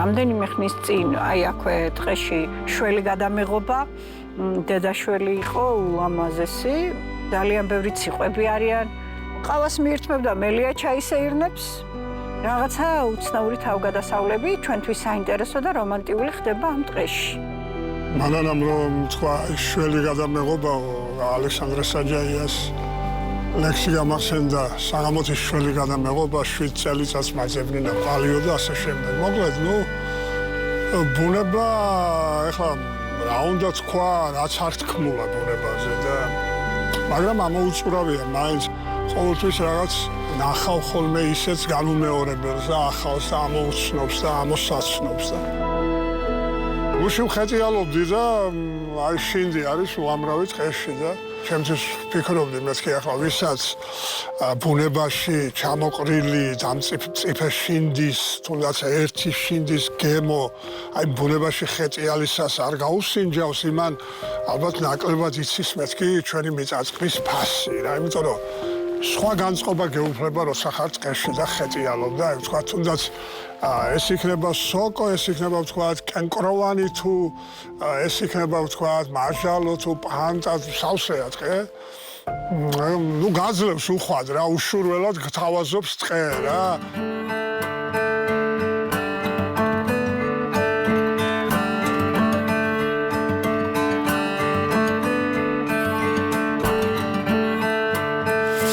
წერეწვა მომწყდარა და სხვადასხვა მოდი ახლა გავსინჯოთ ო კარგია შვენიერია წერეს ტოსაც ეძახიან ამას წერეწვა არ გაფუჭო არა არ გაფიჭდება ეს კარგია ნელა იარა შეხედეთ რამდენი კამაა მანანა ნელა ადაბიჯო აი მაგარი სოკოა ხომე მაინც უცოფო მონაზირებ თვლი ჩემ თავს და ეს ხეტიალი ბუნებაში და ვთქვა მე რომ უცებ აღმოაჩენ ვთქვა სხვადასხვა სახის სოკოს ეს განწყობას გიქმნის აუხსნელს ალბათ ენით აუხსნელს ნახე რამდენი პანტაა გუჯა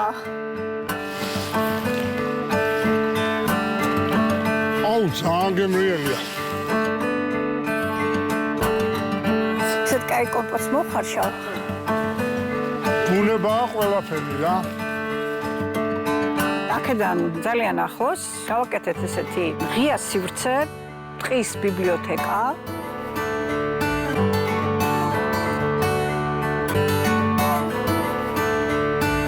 განმარტოვების ადგილია რა. სხდებით, კითხულობთ და ვუსმენთ ბუნებას. დავსწავლობთ სიჩუმის მოსმენას. სიჩუმეს უნდა მოусმინოთ. ბაჩანა ბრეგოძის ჩანაწერებში კონფუციმ გადაწყვიტა, საერთოდ რომ არაფერი ეთქვა რა, დაიმუნჯა თავი, აი დაეკითხებიან, რატომ არაფერს არ ამბობოდა. მე რომ ისა აიძულეს, უთხრა რომ განაო რამესო ამბობსო ცაო. აი რაღაცა დაახლოებით აი კონფუცის ნააზრევი გამახსენდა რა. როცა ისწავლის სიჩუმის მოსმენას და აღქმას ამისას მე შეიძლება მართლა არ მოგინდეს საუბარი საერთოდ რა ადამიანს. იმდენად ღრმა არის და იმდენად ამოუწურავია რა. ბუნებრივი ამბავი ახლა შეიძლება ვიღაცისთვის ძალიან უცხო. ბევრმა შეიძლება ესენი ამ ადამიანებმა ხო არ დაკარგეს რეალობის შეგრძნებაო, მაგრამ ასე არ არის ნამდვილად, იმიტომ რომ თუ გინდა იგრძნო რეალობის შეგრძნება, უნდა იყო ამ სიჩუმეში და ამ სიმყუდროვეში რა. გარე სამყაროში რა ხდება, სწორედ აქედან დაინახავ. აი ეს ელგუჯამ გუშინ ამოიტანა მდინარიდან, ნახეთ როგორი საოცარი ის არის. მომეწონა ეს და მძიმე არის, მაგრამ წამოვიღე რომ ამისგან მინდა შევქმნა რაღაც საინტერესო რაღაცა, თუმცა უკვე თითქმის გამოკვეთილია რა უნდა გავაკეთო. ბუნებაზე უფრო დიდი მხატვარი არ არსებობს. მელესოროს თუ წავაწყდებოდი არ მეგონა და აი ნახეთ როგორ აქვს აშენებული სახლივით თავისი სორო. ჩვენ ტყის ბიბლიოთეკის ბინადარია ესმელია. სახელი უნდა შევარქვათ. მოკლედ ტყემ გვასწავლა და ბუნებამ გვასწავლა როგორ უნდა იყო მისი ნაწილი და როგორ უნდა იყო ბედნიერი ამ ყველაფრით. აი ამ დილა საღამოს ჩემმა ერთ-ერთმა მეგობარმა ასე თქვა, ღვთის ჩურჩულიც კი ისმისო ამ ბუნებაშიო და ეს ისე მომეწონა, რომ გონებაში არაერთხელ ამ სიტყვებზე ვფიქრობდი, რომ რა კარგად დაინახა მართლა აქ არ ვიცი ეს არის ღვთის ბოძებული რაც გვაქვს და ყოველ ფოთოს, ყველა ტოტს, ყველაფერს ისე უფრთხილდები და გრძნობ რომ შენ ბუნების ნაწილი ხარ.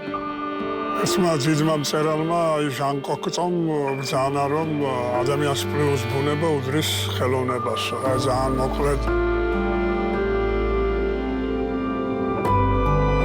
სიურრეალისტური რობაიები. ინტუიციამ მიკარნახა დავგრძნობ გუმანით რომ პოეტის ქოხს ეყოლება ბევრი სტუმარი. მაქვს თხის ლოგინი, წვიმის ხაპი, ქარის ზეწარი, ზეცის საბანი, ვარსკვლავების თავსას თუმარი. დავძრავ ღრუბლების ხომალდსა და მთვარის კარეტას, გამოგზაურებთ მთელ სამყაროს მოგატარებთ და გავირინდებით. დედამიწას მივაყურადებთ პოროტებისგან, როგორ გმინავს ჩვენი პლანეტა.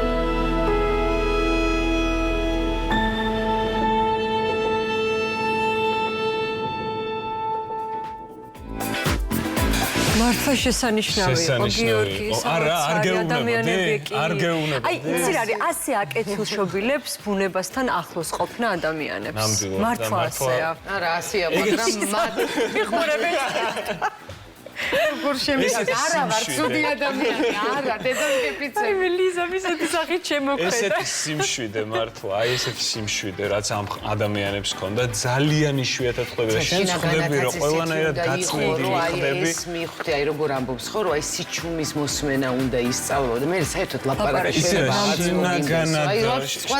რომ უსმენდი უკვე რაღაცას საერთოდ სხვა სამყარო შინაგანი პიროვნული ეს თვისება რომ შინაგანი მშვიდი იყო მგონია რომ მაინც მოდის ბუნებისგან ლიზა ხო ბუნება გეხმარება გეხმარება და გაძლიერს და გასწავლის ამას ამ სიჩუმესთან მოსმენას და ყველაფერს ნამდვილად ასეა და აღარ დაუძახოთ ამ ჩვენ გადასარევთანაც დღეს მართლაც რაღაცა შესაძლებლად ხო დაუძახოთ თაკა დათუნა მაშასე დათუნა ალადაშვილის რუბრიკის დრო დადგა და მუსიკით უნდა დავაგვირგვინოთ ეს ყველაფერი აუცილებლად მოვიდა იგი მოვიდა დათუნა გუშინ გიყურეთ შენ და ლიკუნას და ისე ვისიამოვნე კიდევ ერთხელ ამ ბავშვებს რო უყურებ და აი ამ თან ფოლკლორთან შეხება ხო იცი ესეთია ძალიან საოცარი ბავშვი და აი რაღაცა ისეთი დიდი ბედნიერება იყო. ნუ ყოველთვის განსაკუთრებულია ხოლმე ქართული ტური, იმიტომ რომ მას შემდეგ რაც შავნაბადა შემოუერთდა რანინას ოჯახს და მათთან ერთად თითოეული ბავშვის ურთიერთობა ეს რაღაც ცალკე ამბავია და მართლაც საგანძურს პირდაპირ გადასცემენ პირველი არხის ეთერში გადავცემთ მომავალ თაობას და ახალგაზრდებს თითქოს ფოლკლორს და ახალ სიცოცხლეს ძენს და ბავშვებიც უკვე ხვდებიან რომ ეს რაღაც არქაული და განყენებული კი არ არის ეს მათ შეუძლია და როგორ ართმევენ თავს ამ რთულ დავალებას საოცარ მართლა საოცრებები იყვნენ გუშინ განსაკუთრებით ნამდვილად და რაღაცა აი თანამედროვე ხდება რაც ყველაზე მნიშვნელოვანია ნებისმიერი ხელოვნების დარგისთვის თანამედროვეობა ხო რაღაც თანამედროვე კომპოზიტორი რო ამბობენ ბახი ყველაზე თანამედროვეა და ის ჩვენი საგალობელიც ყველაზე თანამედროვე შეიძლება იყოს შეიძლება დაიკარგოს საუკუნეებია მოდის და ჩვენ რატო უნდა ვიყოთ ის თაობა და ის ვინც გაწყვეტავს ამ წარმოუდგენელი ამბავია იმ წუთშივე გაწყდება ის ასაც ქართველი ქვია მე ამაში მართლა და მიხარია რომ ჩვენ ხელში ხდება ეს ყველაფერი ჩვენს არხზე და რა თქმა უნდა მომდევნო ტურს მომდევნო გამოწვევები უნდა გადალახონ ბავშვებმა და იქნება გადამწყვეტი უკვე მეოთხე რაუნდი ჩვენ გავიგებთ ვინ იქნება ხუთი კონკურსანტი რომელიც გადაინაცვლებს ნახევარფინალში ძალიან რთული იქნება ამ გადაწყვეტილების მიღება ჟიურისთვის ჩვენთვის ამ შედეგის მოსმენა მაგრამ უკვე ალბათ თქვენს დარწმუნდით და ჩვენი მაყურებელის დარწმუნდა რომ 10-ვე კონკურსანტი იმსახურებს კი, ნამდვილად. აი ნებისმიერი ნიშნობა რა მოდი ახლა გითხარით დღეს რა საჩუქრები მოგვიყვება. დღეს მართლაც საჩუქრით მოვედი, იმიტომ რომ ჩემთვის უსაყვარლესი ადამიანი შემომიერთება სულ რამდენიმე წამში, არაჩვეულებრივი პიანისტი, უნიჭიერესი ადამიანი, მუსიკოსი და ნამდვილად გენიალურ მუსიკოსი. სხვათა შორის ახალი ტიტული შეემატა ჩემს სტუმარს, ის ჩემი კლასელიც გახდა. ჩვენ ერთად უკვე ვსწავლობთ უკვე მანანა დოიჯაშვილის კლასში, კაპიტან მანანასთან გიზის ერთ-ერთი შტო შეიძლება ჩაითვალოს ჩვენთვის აღნიშნულოვანია მსახიობებისთვისაც პრინციპში, რომელი შტოს წარმომადგენელი ხარ და ეს ფანტასტიკური ხაზი გრძელდება და უდიდესი ბედნიერება და სიამოვნება კაპიტან მანანასთან მუშაობა და ახლა როდესაც მე და თათა ერთად ვსწავლობთ, დღეს აი ამ ერთობლიობის და დუეტის ხილვაც შეიძლება მოვასწროთ სპეციალურად პირველი ხრის მაყურებლისთვის, თუმცა მანამდე უნდა ვისაუბროთ თენგიზ ამირეჯიბის სახელობის ფესტივალსა და კონკურსზე, რომელსაც თათა უკვე მე-9 წელია უდგას სათავეში და მართლაც არაჩვეულებრივ საქმეს აკეთებს მუსიკის განვითარებისთვის, კლასიკური მუსიკის პოპულარიზაციისთვის და ახალი თაობის აღმოჩენისთვის. მოგეთ არაჩვეულებრივი ადამიანის სახელის უფრო. რა თქმა უნდა, რა თქმა უნდა. ვისაც კი შეხება ქონდა ამ მუსიკოსთან. მოკლედ გადმოგცემთ. ეს რაღაცა საოცარი ადამიანი იყო, რომელიც აი ამ მუსიკას არა მარტო როიალთან, არამედ საერთოდ სულ აფრქვევდა. ზუსტად, ეს აუცილებელია ალბათ რომ ის ნამდვილი რაც არის არტისტში, მუსიკოსში, ის არ შეიძლება მხოლოდ სცენაზე იყოს და არ შეიძლება ყალბი იყოს სცენაზე. ალბათ თენგიზ ამირეჯიბი ის ნათელი მაგალითია, ნამდვილი არისტოკრატი მუსიკოსისა და პიროვნებისა, რომელიც სცენაზე თუ სცენის მიღმა იყო თენგიზ ამირეჯიბი. კი ბატონო, გეთანხმებით. ვისაუბრებთ ძალიან საინტერესო თემებზე. მართლაც არაჩვეულებრივ თათა ლიჩელთან ერთად. თათა, გთხოვთ. მოგესალმებით, მადლობა რომ ჩვენთან ხართ. გთხოვთ. უკვე როგორც დავაანონსეთ, საუბრობთ თენგიზ ამირეჯიბის სახელობის ფესტივალსა და კონკურსზე. მე-9 ტარდება ფესტივალი და მე-7 არის კონკურსი. რა ელოდება წელს?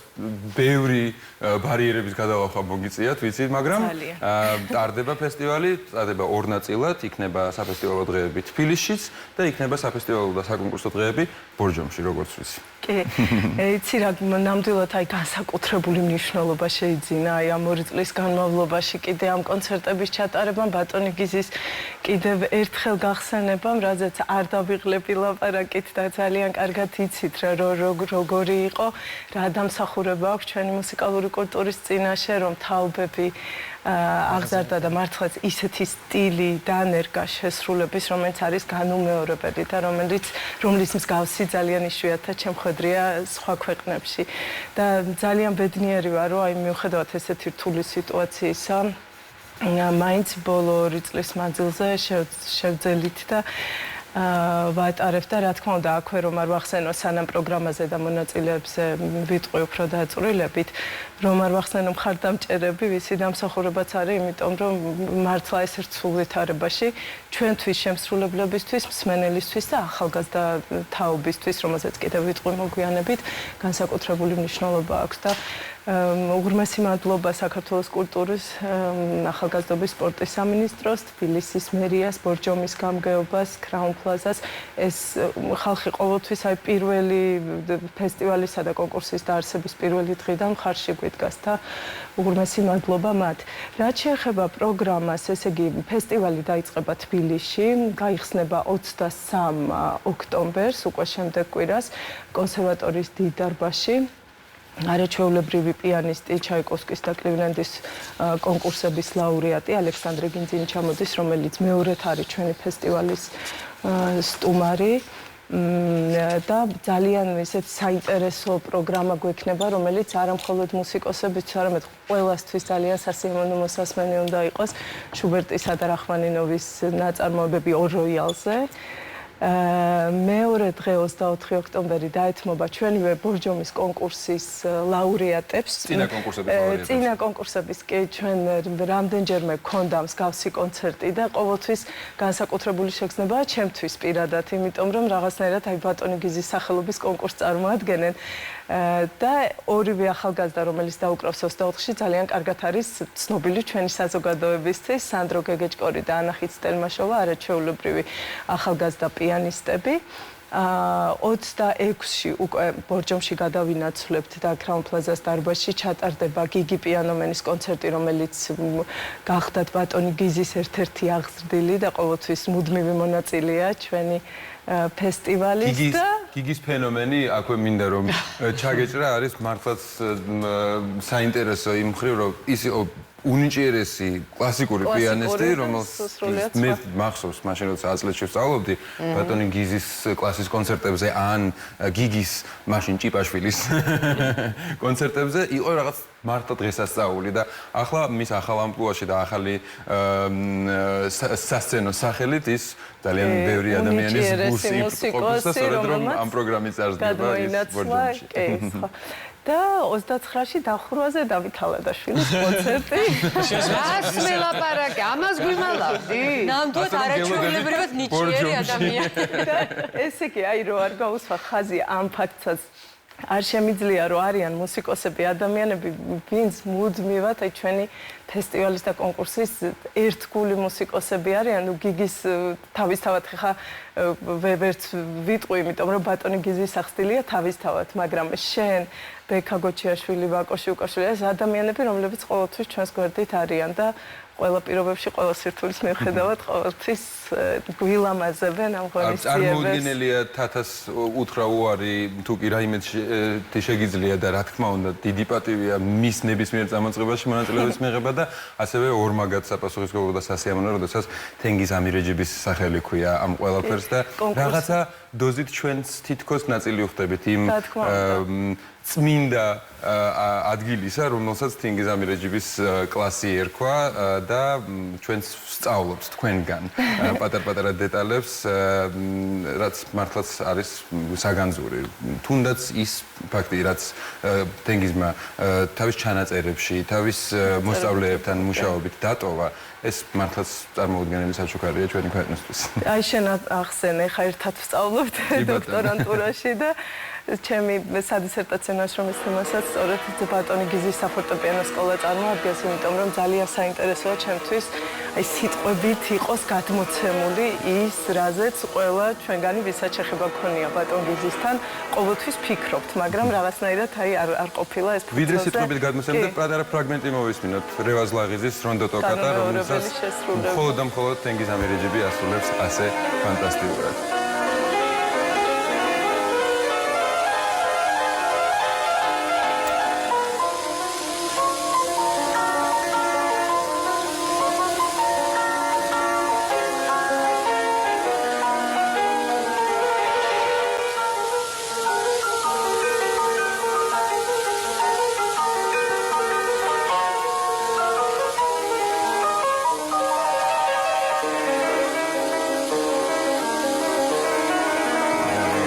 ძალიან საინტერესო იქნება სადისერტაციო ნაშრომის წაკითხვა და ესეც ერთგვარი უკდავყოფა იქნება თენგიზ ამირეჯიბის სახელის და ალბათ პატარ-პატარა კულუარული ინფორმაციებიც იქნება გაჟღენთილი თითოეულ გვერდში, რომელიც თვითონ მაინტერესებს ჩემთვის არის ეს ახალი რაღაცა, იმიტომ რომ ყოველთვის მქონდა დანაკლისი იმის გამო, რომ ვიდეო თუ აუდიო მასალის სახით არ არსებობს ბატონი გიზის განუმეორებელი გაკვეთილები, რომელზეც ჩემი აზრით კიდე თაობები გაიზრდებოდა. უნდა აუცილებლად ორი სიტყვით თუ შეიძლება ბორჯომის კონკურსის შესახებ, იმიტომ რომ ფესტივალის ნაწილი და კონკურსი, ესე იგი ფესტივალი როგორც ჩვენ თქვი უკვე მე-9-ით იმართება, კონკურსი მოგვიანებით 2015 წელს დაიწყო და ყოველწლიურად ტარდება ბორჯომში. და მართლა საგანგებოდ უნდა აღინიშნოს აი ჟიურის წევრები, რომლებიც წლების მანძილზე არიან ხოლმე ამ კონკურსზე. ალექსანდრე კორსანტია, მანანა დოიჯაშვილი, სერგეი ბაბაიანი, ალექსანდრე გინძინი, ლიანა ისაკაძე, ნოდარჟანი, აი მართლა ისეთი მუსიკოსები, რომლითაც ნებისმიერი საერთაშორისო კონკურსი იამაყებდა. და აქვე მადლობა მინდა გადავუხადო იმ ადამიანებს, ვინც მაგალითად კომპოზიტორთა კავშირი, საქართველოს კომპოზიტორთა კავშირი, პირადად ბატონ გოგო შავერზაშვილს დიდი მადლობა, ყოველთვის გარდა ძირითადი ფულადი პრემიებისა, რომელიც განსაზღვრულია ბავშვებისთვის, ყოველთვის სპეციალურ პრიზს აწესებს ქართული ნაწარმოების საუკეთესო შესრულებისთვის, ასევე მარინა ალადაშვილი, რომელიც მზია სიმონიშვილის სახელობის პრიზ და ძალიან დიდი მადლობა მათ. ჩვენ ყოველთვის ვცდილობთ რაღაც ან კონცერტების სახით და დამატებითი სპეციალური პრიზების სახით რაღაცნაირი სტიმული იყოს ბავშვებისთვის და თავისთავად ის ფაქტიც, რომ წინა კონკურსის გამარჯვებული შემდგომ ფესტივალზე უკვე მოწვეული არტისტია, ეს ალბათ ერთ-ერთი ყველაზე დიდი პრიზია. კი. და წლევანდელი ჟიური, მე ყოველთვის ვარ ჟიურის შემადგენლობაში, ასევე არაჩვეულებრივი მუსიკოსის კონსერვატორიის ასოცირებული პროფესორი მანანა გოცირიძე და გენიალური პიანისტი ისრაელიდან ასაფ კლეიმანი, რომელზეც რეცენზიებში იწერება, რომ არის ოსტატი, ესე განუმეორებელი ოსტატი. თუმცა ის არ შეასრულებს ამჯერად. არა, ის მხოლოდ ჟიურიში და არ გამორჩეს, რომ მასტერკლასებს ჩაატარებს, ეს არის ძალიან მნიშვნელოვანი. მასტერკლასებს ჩაატარებს თვითონ კონკურსანტებთან თუ მოწვეული? კონკურსანტებთან რამდენიმე ახალგაზრდა. კონკურსის წესებზე ვისაუბროთ და ასაკობრივ ზღვარზე და კატეგორიებზე და ასევე იმ პროგრამაზე, რომელსაც კონკურსანტები ასრულებენ, თუ შეიძლება. 4 ასაკობრივი კატეგორია, საკმაოდ ისეთი ფართო დიაპაზონს მოიცავს, 6 წლიდან დაწყებული 25 წლის ჩათვლით. ერთი ტურია და არის თავისუფალი პროგრამა, ერთადერთი რაც არის სავალდებულო, ეს არის შოპენის ნაწარმოების შესრულება უფროს კატეგორიაში, იმიტომ რომ ბატონი გიზი მოიხსენებათ, იყო აღიარებული შოპენის ერთ-ერთ საუკეთესო შემსრულებლად, ამიტომ ამის გარეშე არ შეიძლებოდა და ყოველთვის ძალიან ფრთხილად გავცემთ ხოლმე ამ პრიზს. მე არასდროს მავიწყდება და ეს ჩანაწერი შეგვიძლია რომ ვიპოვოთ YouTube-ზე და მიხარია რომ ახალგაზრდა თაობას აქვს შანსი მოისმინოს. მისი თითოეული შოპენის ჩანაწერი ასეთია, მაგრამ მეოთხე ბალადა განსაკუთრებით ნაწარმოები, რომელსაც ყველა პიანის ეშინია, იმდენად ბუნებრივად და იმდენად ორგანულად ასრულებს ის ნაწარმოებს ბოლოს კოდას წინ პაუზა მართლაც ისე აჩერებს დროს, რომ წარმოუდგენელია ვინმე მაჯობოს. ამიტომ მესმის რამდენად დიდი პასუხისმგებლობაა შოპენის შესრულება გიზი ამირეჯიბის სახელობის კონკურსზე. მე დავამატებდი ასევე ბარკაროლას და მესამე ბალადას, რომელიც აი უსასრულოდ შემიძლია უსმინო და მართლა ერთ-ერთი საუკეთესო ალბათ. ქალბატონი მანანა დეჯაშვილი მიყვებოდა როგორ პირველი ერთ-ერთი ნაწარმოები ბატონ გიზისთან იყო სწორედ ბარკაროლა და ჩემი ოცნება გასდა, რომ იქნებ ქალბატონმა მანანამ მასწავლოს ხრიკები. და ჩემთვის ძალიან დიდი სიხარული აქვე დავამატებ საშუალება მომეცა ქალბატონ მანანასთან დოქტორანტურაში, იმიტომ რომ ჩემთვის ეს ისეთი ბედნიერება, აი რაღაცნაირად ბატონი გიზის გაგრძელება და იმ ადამიანთან ახალი რაღაცების გაკეთება, ვისაც ასე ენდობი, ვისაც ასე გჯერა და რაღაცნაირად ბატონი გიზის პირველი ლაურეატი. თათა, ძალიან დიდი მადლობა რომ ჩვენთან ხარ. თუმცა მოგეხსენება რომ ჩვენთან სტუდიაში არის ბეხშტაინი და ისიც მოგეხსენება რომ ბორჯომში ვაპირებთ მე და შენ რამდენიმე ნაწარმოების ერთად შესრულებას, მაგრამ ვინც ვერ ჩამოვა ბორჯომში, შეგვიძლია რომ პირველი არხის მაყურებელს დღეს მოასმენინოთ პატარა პიესა. თუ შეიძლება აქვე დავამატებ, გამახსენდა, ესე იგი, ვინც ვერ მოახერხებს, რა თქმა უნდა, საბედნიეროდ გახსნილია უკვე და რეგულაციებით შეიძლება დასწრება 4-ვე კონცერტზე, თუმცა საშუალება იქნება ასევე კონსერვატორიის დიდი დარბაზის, კრაუნ პლაზას, ჩემი პირადი გვერდისა და ფესტივალის გვერდის ლაივ სტრიმის მოსმენა. არაჩვეულებრივია, თათა ლიჩელი, ჩვენი დღევანდელი დღის მთავარი გმირი, მინდა ახლა მივიპატიჟო. თქვენ გადაინაცვლეთ ბერშტაინისკენ, ჩვენ კი ჩვენ საყვარელ ჩვენს დავემშვიდობოთ მაყურებელს, ხო? ჩვენ საყვარელ ტელემაყურებელსაც უნდა დავემშვიდობოთ, შემდეგ შაბათამდე ჩვენ კი გიტოვებთ ამ არაჩვეულებრივ მუსიკალურ დუეტს ბრამსის უნგრული ცეკვა. ნახვამდის შაბათამდე. შაბათამდე.